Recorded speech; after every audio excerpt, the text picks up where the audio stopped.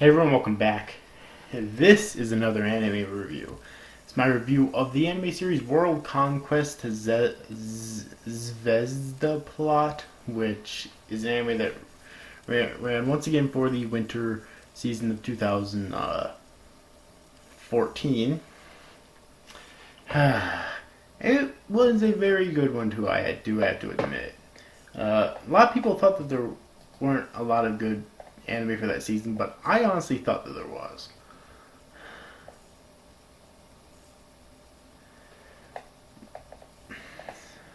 Alright, so anyways, the anime actually came first, but there are like three manga series based on it. The first one, which started January 22nd, 2014, and is still ongoing, and the second one, which started January 27th and ended March 29th, both in 2014, which is obviously done, and the third and final one, at least so far, which started January 27th, 2014, and is still ongoing.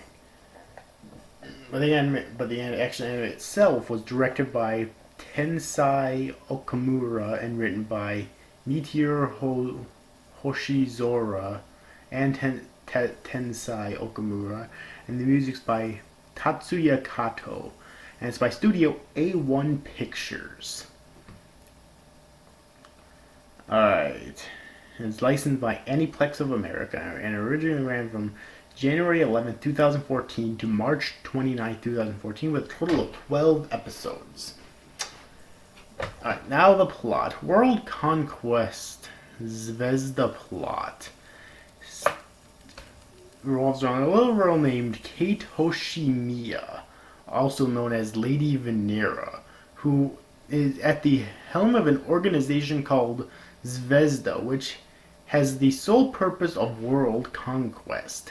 In her organization, she is joined by Itsuka Shikabane, also known as Lady Plamia, Natalia Natasha Vasichenko, I don't fucking know, also known as Professor Yasubi Morozumi, Goro Shikabane, also known as General Pepel, and a robot named Roboko. One day, the main character, Asta Jimon, a middle school boy who ran away from home due to family issues, ends up meeting Kate on the street and subsequently getting roped into joining Zvezda with them. However, in order to conquer the world, they must defeat an organization called White Light, which is contracted out by the Japanese government to defeat Zvezda and put an end to their plots of world conquest once and for all.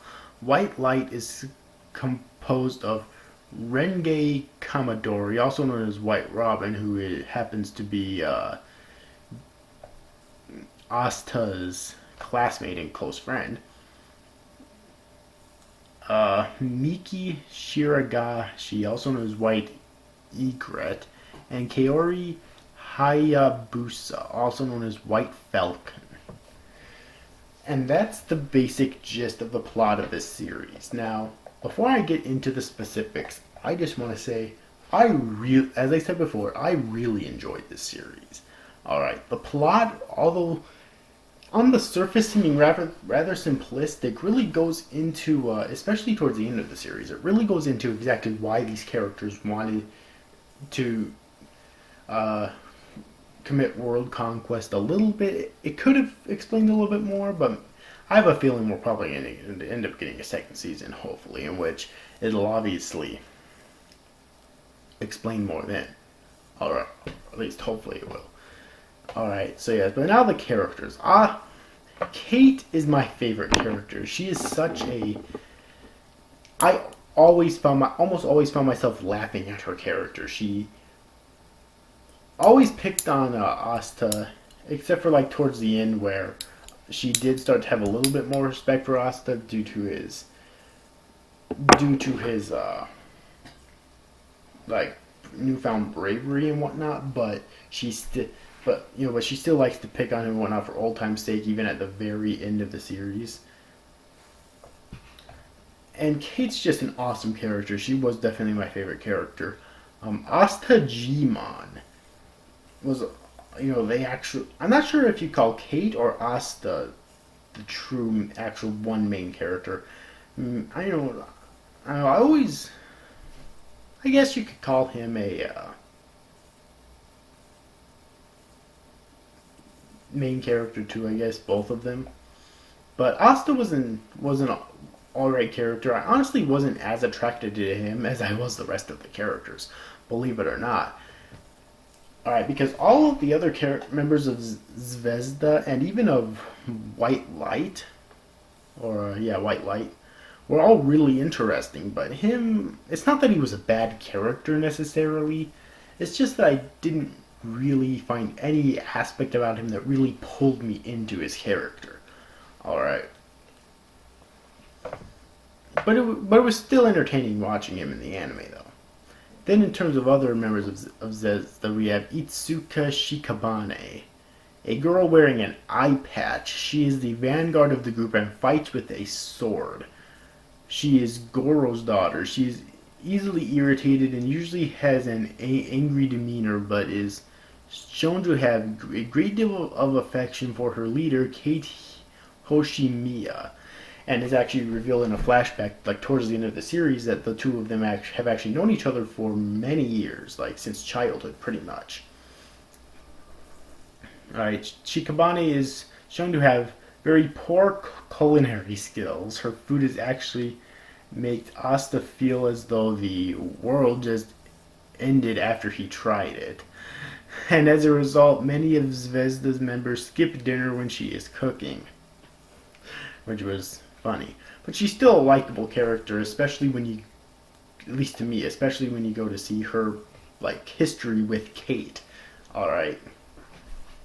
And there's Natasha Vasilchenko, also known as Professor a blonde girl who wears glasses. She's in charge of the science and technology for Zvezda, so I guess she's like a prodigy when it comes to technology and whatnot, which for an organization like this, you want to have someone who's really good with fucking technology and computers and building things and stuff like that, obviously. Her casual attire consists, so yeah, she's a pretty interesting character too. Out of the core members of Zvezda, she's probably my least favorite, but she's still an interesting character because and the main reason I like to see her is because she acts so differently in comparison to all the other characters. Like, each of the characters did act uniquely to themselves, but hers was was the extreme of that, where she was, when in battle, she seemed to be very serious and calculating, but when they were like when she was off duty, she's still calculating, but she has a very odd demeanor. It's really hard for me to explain. And then there was Yasube Yasu Morozumi, the self-explained chief soldier of Zvezda. In reality, Yasu is the only other low-rank soldier other than Asta himself. He has a tendency to get into trouble using Natasha's technology, and he actually ended up, he's addicted to cigarettes, and he actually ended up betraying them briefly towards the end of the series to White Light. So yeah, only character in the entire series except for Asa's dad, who's the final villain actually, who I can honestly say I didn't like. The only two characters right there. Then there's Goro Shikabane, the largest member of Zvezda. Goro Shikabane utilizes handheld explosives to fight against his opponents. He is Itsuka's father. It is shown that he and Yasu Morozumi were gangsters in the past, with Yasu working under Goro. He has a penchant for sweets, as he is shown eating cakes and various desserts even in the midst of battle. He substitutes sweets for his past addiction to cigarettes. In the epilogue, he and his sister-in-law Kaori are married to each other, which is kind of weird. But I mean, I guess they're able to get away with it with not too many people complaining because they're not really related, which is what a lot of anime does. And I've actually seen happen in real life too. But anyways, though. Then there was Roboco, just the robot, not really much to say there. Didn't hate her or love her, really. Then there was the 3 core members of White Light. Which there was Renge Komodori. Now, that was actually my second favorite character in the series. Because I loved Renge, also known as White Robin, because first off, she was one of Asta's classmates and a close friend to him, and secretly Second Lieutenant White Robin, a member of the Justice Squad, White Light, and White Egret's subordinate. She has romantic feelings for Asuka, but initially had total disdain for his alter ego, DVA, or I think it's supposed to be pronounced Dova or something, after he accidentally acted perversely towards her as White Robin. She is clumsy at school, which she attributes to fatigue from her work as White Robin. Together with Miki, she is tasked with stopping Zvezda's world conquest. Despite her desire to bring justice, she is willing to disobey her superiors if she believes that their orders are unjust, as shown towards the end of the series. And that's why I really liked her character the most, because it really went into depth, I felt, with her internal conflict, I guess you could say, between, wanting to stop Zvezda from taking over the world, but also having conflicting feelings about it. And I thought that was, not to mention her relationship with Asta, and when she finally finds out who Asta really is. And I thought that was done very well. Other characters include Kiyoshiro Jimon, Asta's father, who is the governor of Tokyo and the main antagonist of the series. He has been keeping a close watch on the activities of Zvezda and uses military force to stop them. He is on a quest to annex all of Japan to become part of Tokyo so that he could rule all of Japan. He is quick to resort to military force that he eventually loses the support of the Prime Minister of Japan. And he is my least favorite character in the series. So, yeah, he's just a real fucking douchebag. So, yeah. But anyways, that's it for the really notable characters in the series. All of them I thought were really well. Even the ones even the one I think they wanted you to hate, which was Asta's father, obviously. I'm pretty sure they wanted you to hate him, and in that regard, they did that very well. Alright. So, yes. That being said, the music was really fucking good in this series, too. Not really memorable tracks in the actual series itself, although they were really fucking good, at the time. The ending was pretty decent. It wasn't fantastic, but the opening I loved. I thought it was really fucking good. The animation being done by A1 Pictures was, of course, amazing. It really was. And the art was actually really good. Actually, the art, a little bit in certain scenes, actually reminded me of Nagi no Asukara, which was another series done by A1 Pictures. So I was really excited for that as well. So overall, do I recommend this series? Well, if you couldn't tell already, yes, I definitely do. Now, while watching the series, now this isn't this just slightly, but while watching the series, I was kind of reminded of Code Geass by the whole world conquest thing.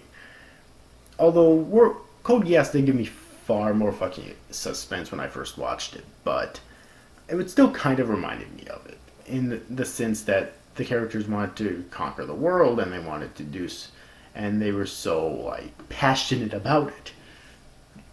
Alright.